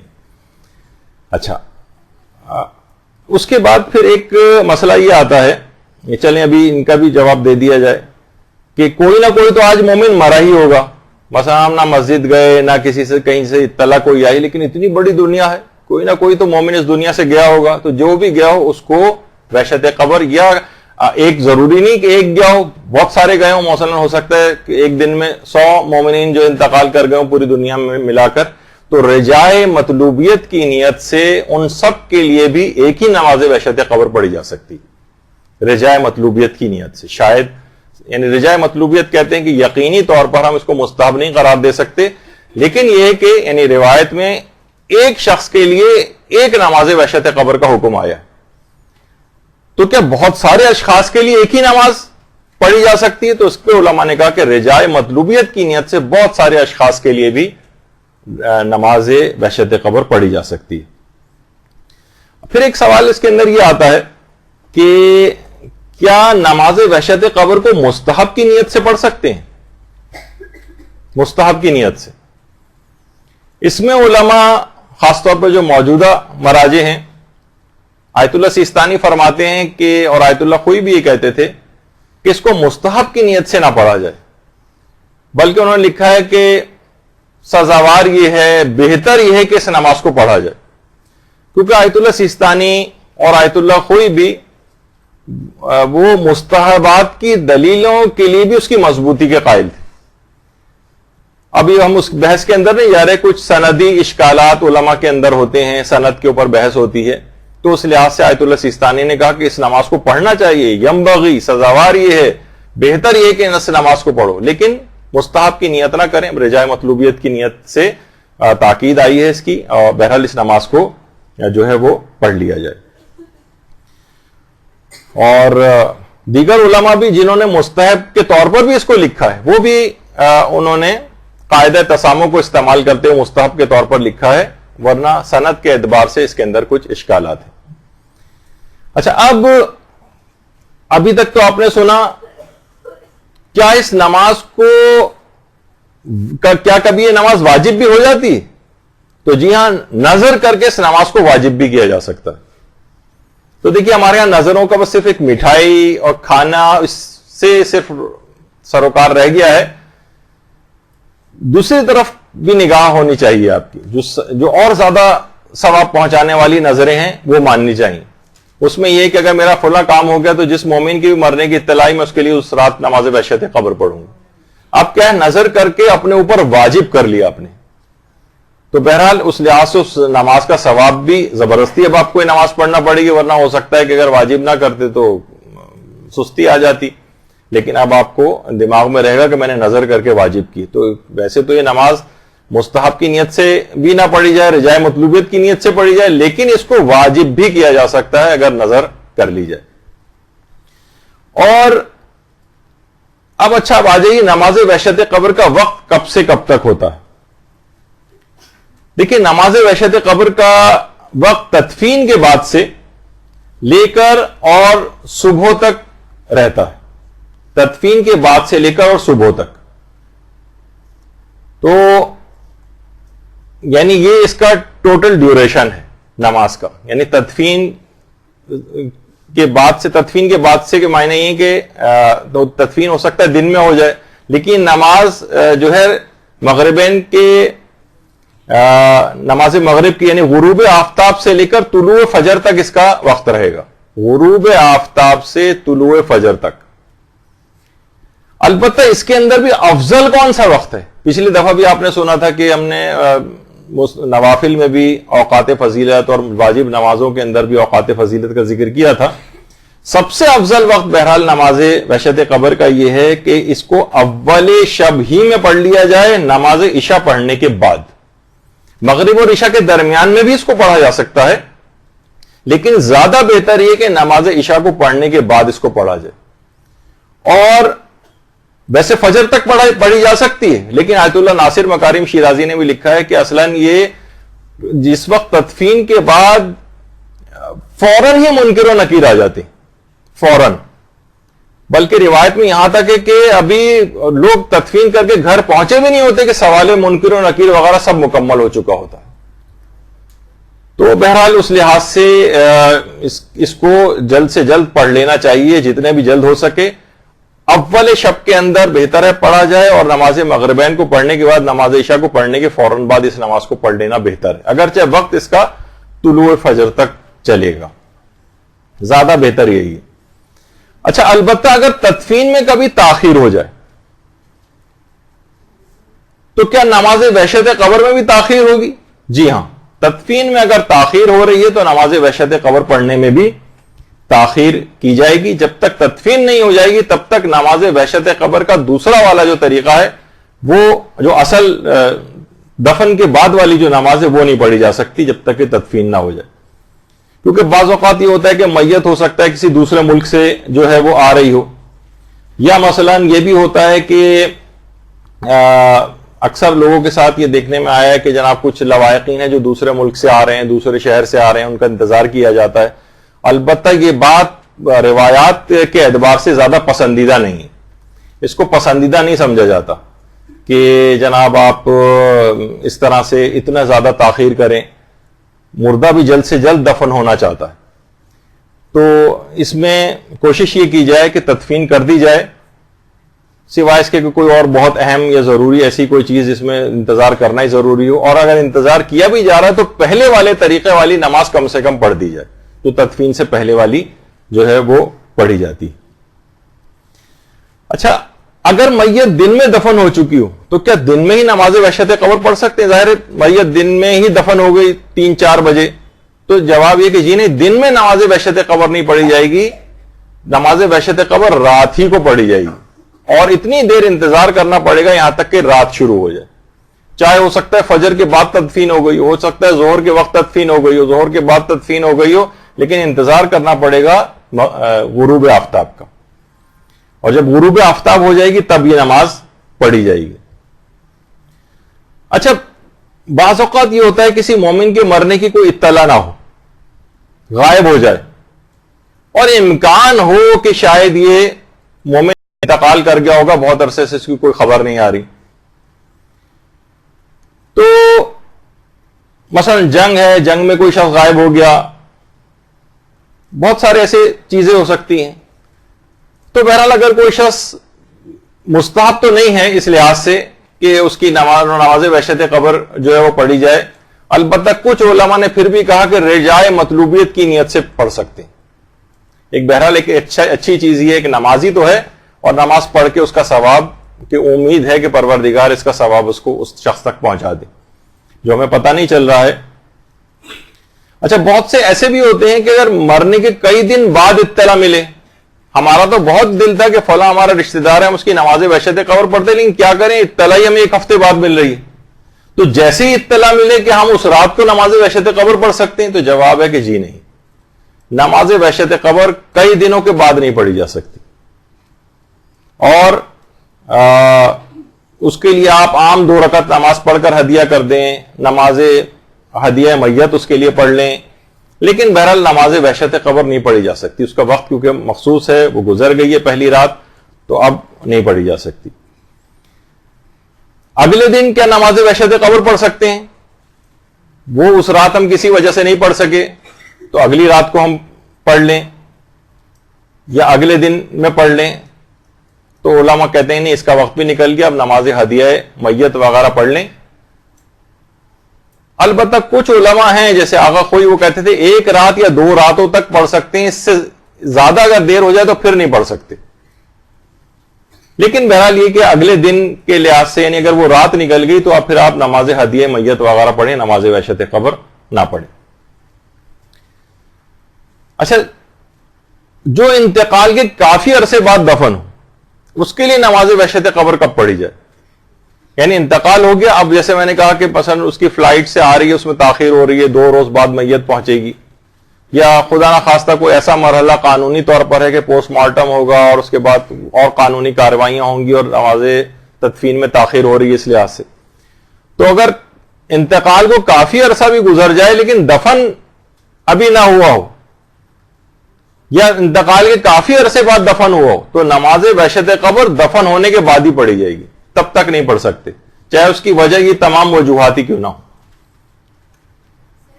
جی وہ تو بالکل، وہ میں نے پہلے ہی بتا دیا، لیکن خود نماز وحشت قبر جو اصل وہ ہے اس کے متعلق ہم نے فوکس کیا ہوا ہے. اب وہ ابھی آ رہا ہے، وہ آ رہا ہے ابھی. تو اس لحاظ سے نماز وحشت قبر انتقال کے بعد تدفین کافی عرصے بعد بھی ہو تب بھی نماز بحشت قبر اپنے وقت پر ہی پڑھی جائے گی دفن ہونے کے بعد. اچھا جو دفن ہی نہ ہو سکا ہو کیا اس کے لیے بھی نماز بحشت قبر ہے؟ مثلا بہت سے ایئر کریش میں انتقال کر گئے اب وہ دفن ہی نہیں ہوئے, پانی میں ڈوب گئے دفن ہی نہیں ہوئے زمین میں. تو علماء فرماتے ہیں کہ ان کی بھی رجائے مطلوبیت سے نماز بحشت قبر پڑھی جا سکتی, رجائے مطلوبیت کی نیت سے. اچھا پھر ایک ہے کہ دوسرے ممالک خاص طور پہ جو مغربی ممالک میں رہنے والے وہ نماز بحشت قبر کس کے وقت کے مطابق پڑھیں, یہ ایک مسئلہ ہے. مثلا ہمارے یہاں پر ابھی رات تھی جہاں مردے کا انتقال ہوا, اب دوسرے مثلا مغربی ممالک میں اس وقت دن نکلا ہوا ہے, کیا وہ اپنی جگہ پہ رات ہونے کا انتظار کریں یا اسی مردے کا جہاں انتقال ہوا اس کی رات کو مد نظر رکھتے ہوئے وہاں دن میں ہی پڑھ لیں؟ تو اس کا جواب یہ ہے کہ ان کے لیے حکم یہ ہے کہ اس میں جو ملاک اور معیار جو ہے وہ مردے کی رات ہے, پہلی کون سی ہے تدفین کے بعد, چاہے ان کے ہاں دن ہو جو پڑھ رہا ہے تو وہ مردے کی تدفین کی رات کو معیار بنائے گا.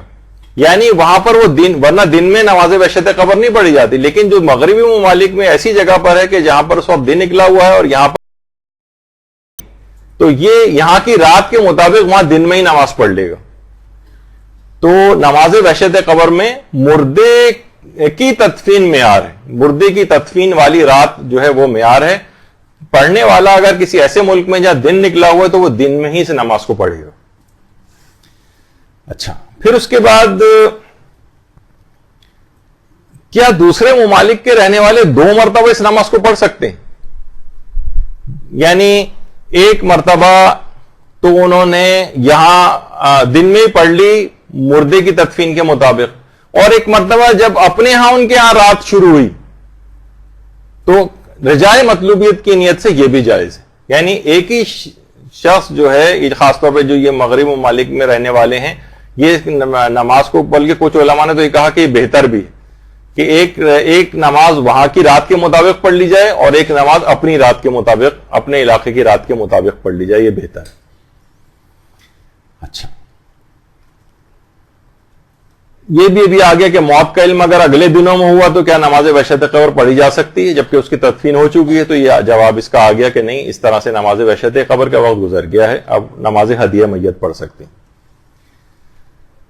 اور 1 یا 2 راتوں والا مسئلہ جو ہے وہ آیت اللہ خوئی نے خاص طور پہ لکھا ہے کہ 1 راتیں یا 2 راتیں اگر گزر جائیں اس کے بعد نہیں پڑھی جا سکتی, لیکن 1 یا 2 راتوں کی حد تک نماز بحشت قبر کو پڑھا جا سکتا ہے. لیکن آیت اللہ سیستانی نے تو بہرحال عمومی طور پر یہ لکھا ہے کہ بس تدفین والی رات اس کو پڑھا جائے اور باقی دنوں میں اس کو نہ پڑھا جائے.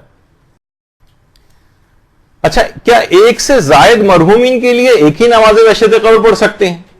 یہ بھی ابھی آ گیا اس سے پہلے کہ بہت سے مومنین ایک ہی دن میں دنیا سے انتقال کر جاتے ہیں, تو کیا سب کے لیے پڑھ سکتے ہیں؟ تو یہ جواب ابھی آ گیا کہ اگرچہ ایک مرحوم کے لیے ایک ہی نماز بحشت قبر پڑھی جاتی ہے,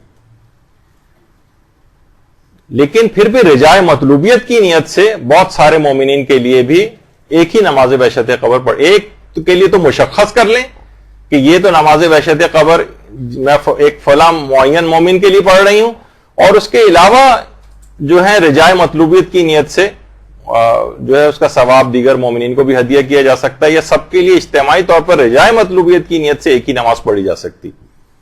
دیکھیے بہت ساری چیزیں ایسی ہیں نا کہ ایک چیز کے لیے ایک ہی ہو سکتا ہے. جیسے کہا جاتا ہے کہ عقیقہ, بہت سے لوگ پوچھتے ہیں کہ جناب ہم عقیقہ ایک بچے کا کرنے جا رہے ہیں تو 2 بچوں کا عقیقہ ایک ہی جانور میں کر سکتے ہیں؟ نہیں, تو جواب ہے کہ نہیں کر سکتے.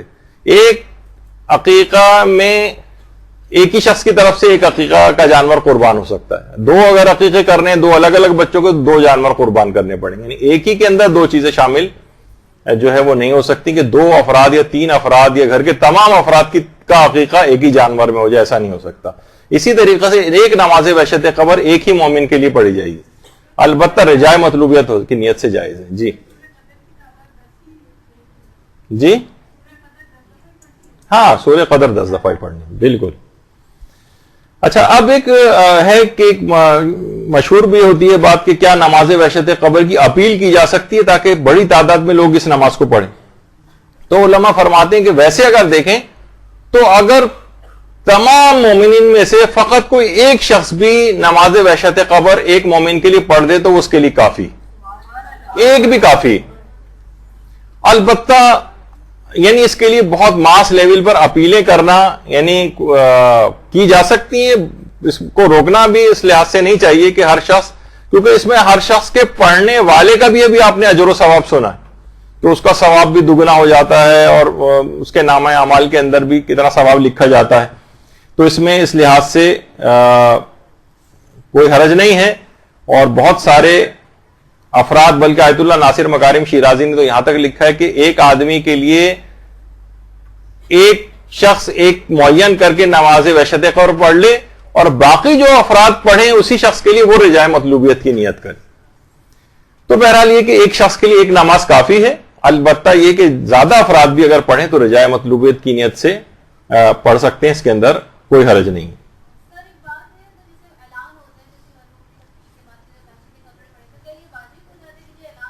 نہیں، واجب کیوں ہوگا؟ خود نماز وحشت قبر ہی مستحب ہونا اس کا ثابت نہیں ہے، تو صرف اعلان سن کر ہم پہ واجب نہیں ہوتی کوئی چیز. البتہ یہ ہے کہ ایک خود ہی انسان کو شوق پیدا ہوتا ہے، ثواب لینے کا ایک موقع اس کے ہاتھ میں آ جاتا ہے تو ضرور پڑھ لے.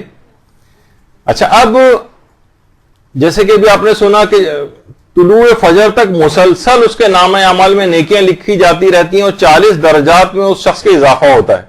جو شخص بھی نماز وحشت قبر پڑھتا ہے تو اس لحاظ سے کوئی ایسی سننے کو آتی ہے تو بہرحال انسان کو چاہیے کہ وہ نماز وحشت قبر پڑھے. اچھا، ایک چیز اور بھی مشہور ہے کہ مستحب یہ کہ نماز وحشت قبر میں 40 کا عدد مکمل کیا جائے. ایک چیز مشہور ہے، تو کہ اس بات میں کس قدر صداقت ہے؟ علماء فرماتے ہیں کہ اس کی کوئی شرعی حیثیت نہیں ہے، اس بات کی اس کا کوئی شرعی پروف نہیں ہے، اور کہ 40 لوگ ہی اس کو پڑھیں. بہت سے لوگ تو باقاعدہ اس لحاظ سے وصیت کر کے بھی جاتے ہیں اور کہتے ہیں کہ نماز وحشت قبر کے لیے ہمارے مال سے 40 مومنین سے نماز وحشت قبر پڑھوائی جائے. تو اگرچہ وہ صحیح ہے، وہ بھی پڑھ سکتے ہیں، اس میں کوئی حرج کی بات نہیں ہے، لیکن بہرحال یہ کہ 40 کے عدد کی کوئی یعنی شریعت نے اس بات کا تقاضا نہیں کیا گیا ہے کہ آپ 40 کا عدد مکمل کریں.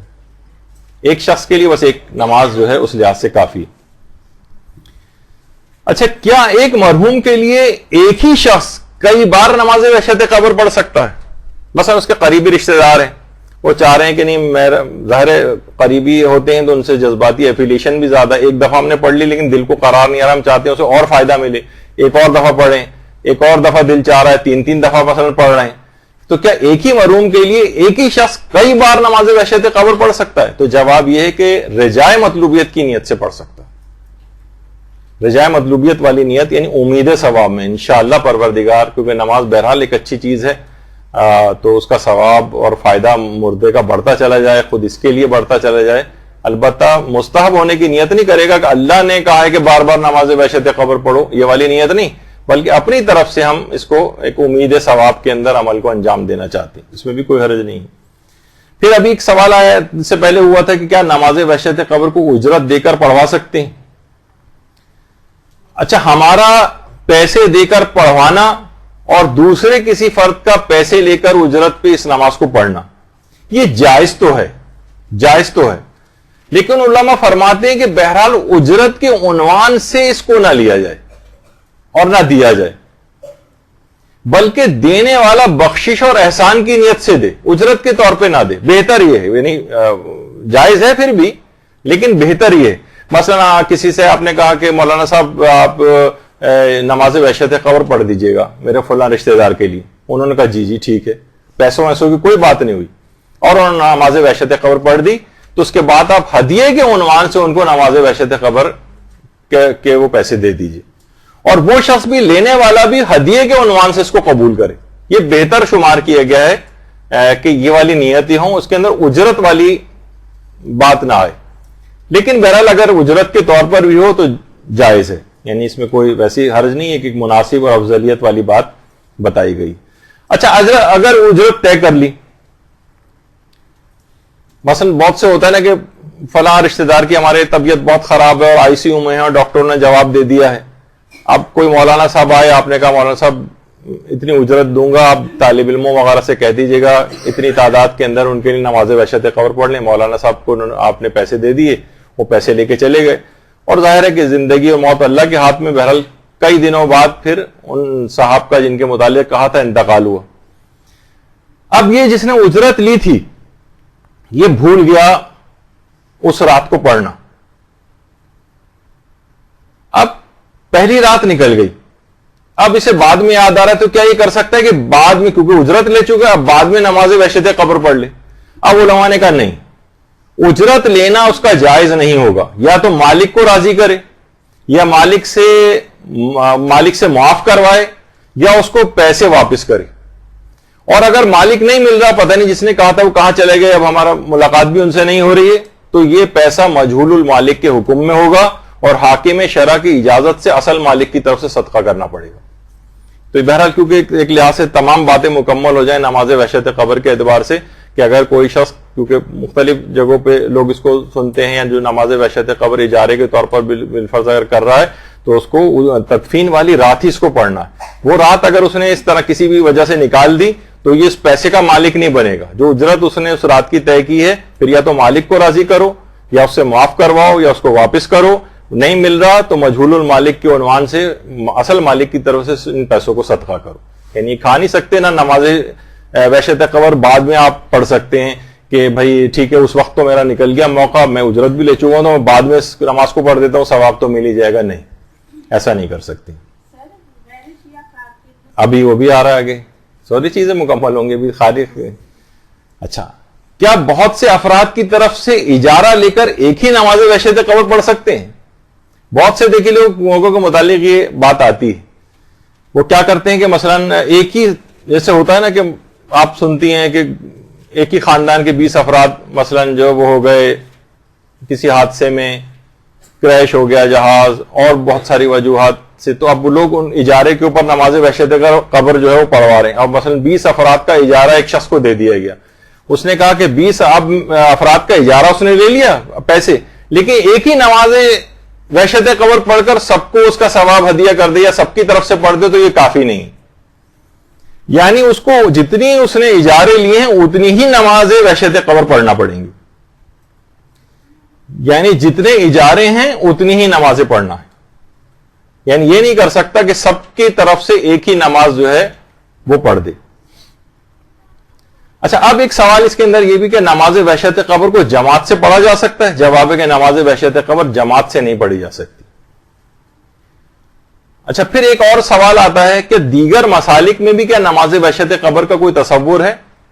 تو جواب یہ ہے کہ دیگر مسالک جو ہیں یعنی فقہ جعفری کے علاوہ, ان میں نماز وحشت قبر کا کوئی تصور نہیں, بلکہ کچھ مسالک تو باقاعدہ اس نماز کا نام لے کر اس کو بدعت بھی قرار دیتے ہیں. اور اب میں اس کی تفصیل میں نہیں جا رہا, لیکن بہرحال یہ عمومی طور پر ہے. لیکن ہمارے ہاں باقاعدہ اس کی روایات موجود ہیں اور اس کے ثواب اور فوائد جو ہیں وہ بتائے گئے. کیا غیر شیعہ مسلمان کی نماز وحشت قبر پڑھی جا سکتی ہے؟ تو اس کا جواب ہے کہ جی ہاں, غیر شیعہ مسلمان کی نماز وحشت قبر بھی پڑھی جا سکتی ہے, بشرطے وہ بلکہ ناصبی, وہ تو مسلمان ہی نہیں ہے, لیکن چلیں اس میں اضافہ کر دیتے ہیں, اگر ناصبی نہیں ہے, ناصبی سے مراد دشمن اہل بیت, ایسا دشمن اہل بیت جو علل اعلان رسول و امام سے اپنی دشمنی کا اظہار کرے, معاذ اللہ, وہ تو کافر ہے, وہ تو اس کو بلکہ مسلمان کے زمرے میں نہیں آتا. یعنی ناصبی کے لیے نہیں پڑھی جا سکتی, لیکن غیر شیعہ مسلمان کے لیے نماز وحشت قبر پڑھی جا سکتی. دیکھیے بہت سارے افراد ایسے ہیں جن تک حق نہیں پہنچا, انہیں مستضعف کہا جاتا ہے, بہت سے لوگوں تک حق بات نہیں پہنچی ہے اور ولایت امیر المومنین کے قائل نہیں ہیں. تو بہرحال پروردگار عالم, اور کچھ روایت سے یہ بات بھی پتہ چلتی ہے اور اس کے واقعات بھی ہیں اور جو علماء نے نقل کیے ہیں کہ قبر میں جانے کے بعد ایسے غیر متعصب افراد جو ہیں جن تک حق نہیں پہنچا ہے, ان کو قبر میں ولایت علی کی تعلیم دی جائے گی. اور اللہم صلی علی محمد و علی محمد.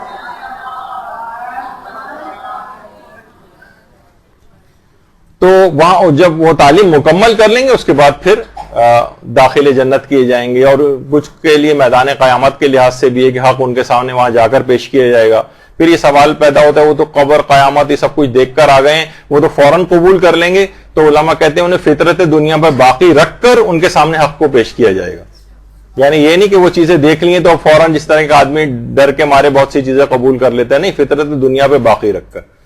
تو بہرحال اس طرح کی چیزیں ہیں. تو غیر شیعہ مسلمان کے لیے بھی، حتیٰ کہ اگر کسی حد تک یہ کہیں کہ کوئی آدمی ناصب ہی نہیں ہے لیکن وہ مختلف وجوہات سے پروپیگنڈے کے زیر اثر آ کر مثلا کہیں کہیں شیعوں کی مخالفت بھی کرتا آپ کو نظر آیا تھا، کچھ متعصب بھی آپ کو لگتا تھا، تب بھی جائز ہے کہ اس کے لیے نماز وحشت قبر پڑھی جائے.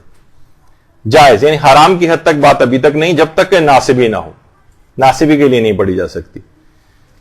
حتیٰ کہ ایک دفعہ ہم نے جب قضا نمازوں کے، والدین کی قضا نمازوں کے مسئلے بتائے تھے، اس میں بھی یہ آیا تھا کہ اگر بیٹا جو ہے وہ شیعہ ہے اور اس کے بڑا بیٹا شیعہ ہے اور والد اس کے غیر شیعہ مسلمان تھے، تو ویسے تو بڑے بیٹے پر باپ کی قضا نمازیں اور روزے ادا کرنے ضروری ہوتے ہیں، لیکن باپ اگر غیر شیعہ تھا تو اس کے نمازوں کی قضا اور روزوں کی قضا واجب نہیں ہوتی. لیکن پھر بھی اگر کروانا چاہے تو کروا سکتا ہے. لیکن یہ کہ اسی طریقے سے نماز وحشت قبر کا بھی ہے کہ غیر شیعہ مسلمان کے لیے بھی نماز وحشت قبر پڑھی جا سکتی. کیا غیر شیعہ کے لیے سورہ فاتحہ، تلاوت قرآن، صدقہ یا نماز بھی ہدیہ کی جا سکتی ہے؟ تو اس کا جواب ہے کہ جی ہاں، سورہ فاتحہ بھی ان کے لیے پڑھ سکتے ہیں، تلاوت قرآن بھی کر سکتے ہیں، اور صدقہ بھی دے سکتے ہیں، اور 2 رکعت نماز پڑھ کے ان کو ہدیہ بھی کر سکتے ہیں. ان میں اس میں کوئی نہیں چیز نہیں ہے، سب چیزیں اس کے اندر جائز ہیں. اور اسی طریقے سے غیر شیعہ مسلمان کی نماز جنازہ بھی پڑھی جاتی ہے. البتہ اس کی فی الحال ہم اس تفصیل میں نہیں جا رہے. کیا کسی شہید کی نماز وحشت قبر بھی پڑھی جا سکتی ہے؟ تو جواب ہے کہ جی ہاں، اگر کوئی شخص شہید ہوا ہے تو شہید کے لیے بھی نماز وحشت قبر ہے. دیکھیں، نماز وحشت قبر اصل میں نماز ایک لحاظ سے ہدیہ والی چیز ہے، ایک تحفہ بھیجا جاتا ہے. اور گھبراہٹ اور وحشت تو دیکھیے ایک معصوم اور بے گناہ کو بھی ہوتی. جیسے کہا جاتا ہے نا کہ اگر بالکل جس نے کوئی گناہ بھی نہیں کیا، جو قصوروار بھی نہیں ہے، عدالت کے کٹہرے میں کھڑا ہونے سے وہ بھی ڈرتا ہے. یعنی بالکل، یعنی ضروری نہیں کہ گناہ گار ہی کوئی سب چیزیں ہوں. تو بہرحال اس کا جو ثواب فائدے پہنچانے کے اعتبار سے شہید بھی اگر کوئی شخص ہوا ہے تو اس کے لیے بھی نماز وحشت قبر جو ہے وہ پڑھی جا سکتی کہ اس کو اس کا ثواب ملے گا. اسی طرح سے کیا نابالغ بچے کی، مثلا نابالغ بچہ اس دنیا سے چلا گیا، کیا اس کے لیے بھی نماز وحشت قبر پڑھ سکتے ہیں؟ جواب یہ کہ پڑھ تو سکتے ہیں، البتہ اس کی ضرورت نہیں، بلکہ یہ مشروع نہیں. اگر کوئی شخص مشروعیت کی نیت سے، یعنی شریعت نے اس کا حکم دیا، اس نیت سے پڑھ لے تو شاید گناہ گار بھی ہو جائے. تو بہرحال، لیکن یہ کہ بہرحال اگر یہ نیت نہیں ہے، ایک عمومی طور پر رجاء مطلوبیت کی نیت سے نابالغ بچے کے لیے بھی اگر نماز وحشت قبر ہو تو اس کو بھی ثواب، ہدیہ، یہ سب اس کی قبر میں پہنچے گا، جس سے وہ خوش ہوگا، اس کی روح خوش ہوگی. تو اس عنوان سے نماز وحشت قبر کو پڑھا جا سکتا ہے. اسی طریقے سے نماز وحشت قبر کو چلتے پھرتے بھی پڑھ سکتے ہیں. اتنا وقت نہیں ہمارے پاس ایک جگہ کھڑے ہونے کا، لیکن کسی جگہ میں جانا ہے کوئی چیز لینے کے لیے، ڈرائیو کرتے ہوئے جانا ہے، تو وضو کر کے اور بیٹھ کر بھی یا سواری پر بھی نماز وحشت قبر کو یا چلتے پھرتے بھی پڑھا جا سکتا ہے. البتہ یہ رہے کہ دماغ میں کہ نماز وحشت قبر میں قنوت پڑھنے کا استحباب ثابت نہیں، کیونکہ روایت میں کے طریقوں میں قنوت آیا نہیں. البتہ اگر کوئی ہاتھ اٹھا کر بعنوان دعا پڑھ لے تو اس کے اندر حرج نہیں ہے، لیکن قنوت کی قصد نہ کرے کہ یہ میں قنوت کے طور پر، بلکہ ہاتھ اٹھا کر دعا کے عنوان سے پڑھ سکتا ہے. اور نماز وحشت قبر کے لیے اذان اور اقامت بھی نہیں. یعنی کوئی شخص اذان و اقامت دینا بھی چاہے کہ میں اپنے طور پر ایک ثواب لینے کے لیے اذان و اقامت کہوں تو شاید یہ گناہ بھی ہو جائے. تو اذان و اقامت نہیں ہے اس کے لیے. اور ایک مسئلہ یہ بھی ہے، بعض اوقات یہ ہوتا ہے کہ کیا نوافل یومیہ کے ساتھ نماز وحشت قبر کا تداخل کر سکتے ہیں؟ مثلا یہ کہ نماز نافلہ مغرب آپ پڑھ رہی تھیں تو آپ نے سوچا کہ اسی کے اندر یہ بھی 2 رکعت کر کے 4 رکعتیں ہیں نافلہ مغرب کی، تو ہم 2 رکعت نافلہ مغرب کی نیت کے ساتھ ہی اگر ہم 2 رکعت نماز وحشت قبر کی بھی نیت کر لیں تو کیا ایسا کیا جا سکتا ہے؟ تو باقاعدہ اس کو لکھ کر بھی پوچھا گیا وکیل سے، تو وہاں سے جواب ہے کہ یہ بات بہت بعید ہے، یعنی ایسا نہیں کیا جا سکتا، یعنی نوافل یومیہ کے ساتھ نماز وحشت قبر کا تداخل یہ نہ کیا جائے۔ چلیں کہ جس کو سمجھ نہیں آیا اس کو رہنے دیں۔ اچھا، علماء نے ایک چیز اور بھی کتابوں میں نقل کی کہ وحشت قبر کے لیے تو یہ نماز ہی ہے، اور وحشت قبر کو دور کرنے والا بھی ایک عمل ہے، اور وہ ہے کہ اگر انسان کامل ترین رکوع کرے، کامل ترین رکوع۔ ہمارے 5 امام محمد باقر علیہ الصلوۃ والسلام فرماتے ہیں اللہم صلی علی محمد وعلی محمد، کہ جو شخص بھی کامل ترین رکوع کرے گا قبر میں اس کو وحشت نہیں ہوگی۔ اچھا، کامل ترین رکوع، اس کے لیے تھوڑا سا آپ کو پیچھے جانا پڑے گا۔ جہاں ہمارے رکوع کی گفتگو ہوئی تھی بہترین نماز کیسے پڑھیں میں، وہاں پر اس کے طریقے بھی بتائے تھے کہ کون کون سے ایسے مستحبات ہیں، کچھ خاص دعا ہے رکوع کے اندر آخری رکعت کے آخری رکوع میں خاص طور پر پڑھنے کی، کہ جو امام زمانہ نے آیت اللہ مرشی نجفی کو تعلیم کی تھی، اور اس طرح سے اس کامل ترین رکوع کے اندر رکوع کو طول دیا جائے، رکوع کی کچھ خاص مستحب دعائیں جو ہیں وہ پڑھی جائیں، تو اس کو کہا جاتا ہے کہ کامل ترین رکوع۔ تو نماز تو اس کی قبر میں وحشت نہیں آئے گی، 5 امام بات بیان فرماتی۔ تو نماز وحشت ہی نہیں بلکہ عام زندگی کا بھی ایک عمل ایسا ہے جس سے آپ روزانہ بھی کر سکتے ہیں، جس سے قبر میں وحشت داخل نہ ہو۔ اچھا، اب دیکھیے اتنی اہم ہے یہ، بہرحال یہ نماز کے عرفاء اس نماز کو روحانیت کو بڑھانے کے لحاظ سے جو دستور العمل دیے جاتے ہیں اس کے اندر بھی تحریر فرمایا ہے اور لوگوں کو بتاتے ہیں۔ جیسے ملا حسین قلی حمدانی، ملا حسین قلی حمدانی نے باقاعدہ یہ چیز بتائی ہے، اور ملا حسین قلی حمدانی اتنے عظیم عالم جو ہے وہ گزرے ہیں کہ ان کے شاگردوں میں تھے آیت اللہ جواد ملکی تبریزی، جو امام خمینی کے عرفانیت کے استاد تھے آیت اللہ جواد ملکی تبریزی، یہ ملا حسین قلی حمدانی کے شاگرد تھے۔ اور ملا حسین قلی حمدانی اپنے شاگردوں کو باقاعدہ ایک دستور العمل دیتے تھے 6 چیزوں کا، کہتے تھے اگر تمہیں اپنی روحانیت قوی کرنی تو تم ان 6 چیزوں کے اوپر عمل کرو۔ وہ کون سی 6 چیزیں تھیں؟ ایک تو کہتے تھے ذکر یونسیہ، اس کو جتنی دفعہ کثرت کے ساتھ پڑھ سکو، لا الہ الا انت سبحانک انی کنت من الظالمین والا۔ دوسرا، شب جمعہ 100 مرتبہ سورہ قدر پڑھو۔ تیسرا، عصر جمعہ یعنی جمعے کے دن عصر کے وقت 100 مرتبہ سورہ قدر پڑھو۔ زیارت عاشورہ روز پڑھو۔ نماز اول ماہ، جب بھی مہینے کی شروعات ہو اول ماہ۔ اور چھٹی چیز تھی نماز وحشت قبر روزانہ پڑھو۔ یعنی باقاعدہ اس عمل کو، نماز وحشت قبر کو روحانیت کے اندر دخیل سمجھتے تھے، یعنی اگر کوئی شخص روزانہ اس کو پڑھے تو یعنی دستور العمل کے طور پر اپنے شاگردوں کو روحانیت قوی کرنے کے لیے اس کی تعلیم دی جاتی تھی۔ تو بہرحال یہ بہت ہی عظیم ایک ثواب کو حاصل کرنے والی چیز ہے۔ اس کے تمام فقہی احکام، تمام اس کے فضائل اور برکات یہ آپ نے سنے، اور امید ہے کہ کافی حد تک اس میں نماز وحشت قبر کا چیزیں اور مسائل آپ کو کلیئر ہو گئے ہوں گے۔ انشاءاللہ اگلی کلاس میں نماز غفیلہ اور نماز جعفر طیار اور کچھ اور مستحب نمازوں کا اسی طریقے سے مسائل اور احکام اگلی نشستوں کے اندر بیان ہوں گے۔ وصلی اللہ علی محمد وآلہ الطیبین الطاہرین۔ برحمتك يا أرحم الراحمين وصلى الله على محمد وآله الطاهرين